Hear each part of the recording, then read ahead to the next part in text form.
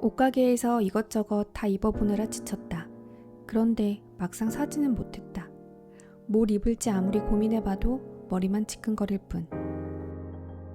안녕하세요, 이nem북입니다. 예전에 저는 사소한 것에도 너무 신중히 생각하고 고민하는 스타일이었습니다. 그러다 어느 날 결정장애라는 말을 들었는데 너무 다가왔어요. 주위 사람들에게 물어보니 자기도 그렇다면서 하소연하는 분들이 꽤 있었습니다. 짜장면을 먹을까? 짬뽕을 먹을까? 점심 메뉴를 고르는 것에서부터 어느 학교를 갈까? 무슨 전공을 택할까? 어떤 회사에서 일할까? 그리고 누구랑 결혼할까? 인생은 수많은 작고 큰 결정들로 이루어져 있습니다. 그런데 결정장애라는 단어는 최근에 생긴 신조어라고 합니다.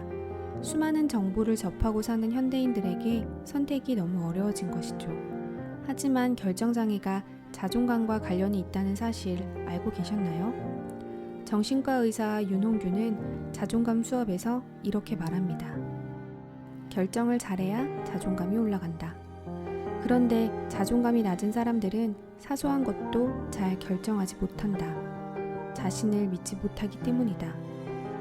그래서인지 살면서 어떤 고민이 생기면 우리는 누군가를 찾아간다. 믿을 만한 사람을 떠올리고 그 중에서도 내 마음을 가장 잘 알아줄 것 같은 사람에게 고민을 털어놓는다. 고민이 해결되든 말든 그건 나중 문제다. 일단 털어놓기라도 하면 기분이 나아지고 고민도 해결되는 것 같으니까. 제게는 무엇이든 깊게 고민하지 않고 쉽게 결정하는 한 친구가 있습니다. 그 친구가 부러워서 한 번은 이렇게 물어봤습니다. 어떻게 확신해? 지금 그 선택이 최선이 아닐 수도 있잖아. 그러자 그 친구는 이렇게 대답했습니다. 최선이 아닐 수도 있지. 그런데 나는 그냥 만족해. 스스로 선택했다라는 것 자체에. 원치 않은 결과여도 내가 선택한 것에 대한 대가니까. 당연히 받아들이는 것 뿐이지. 그 말에 저는 당황했습니다.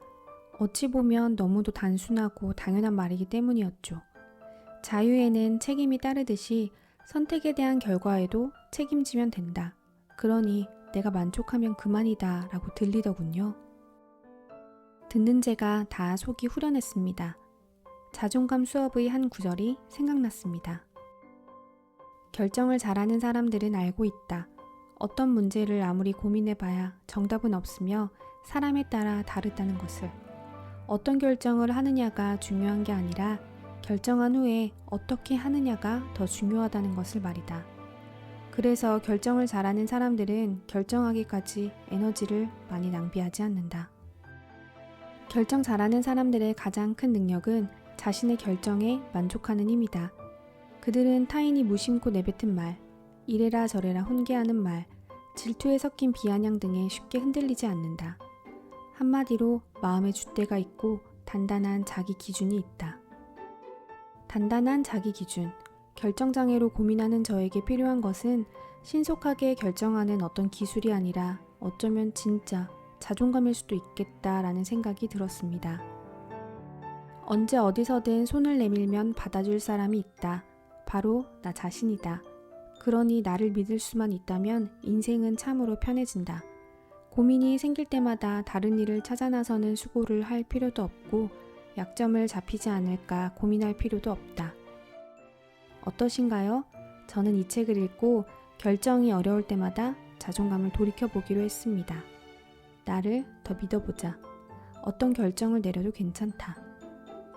어떤 결정을 하느냐가 중요한 게 아니라 결정한 후에 어떻게 하느냐가 더 중요하니까. 내가 스스로 선택했다는 것, 그 자체에 만족하자.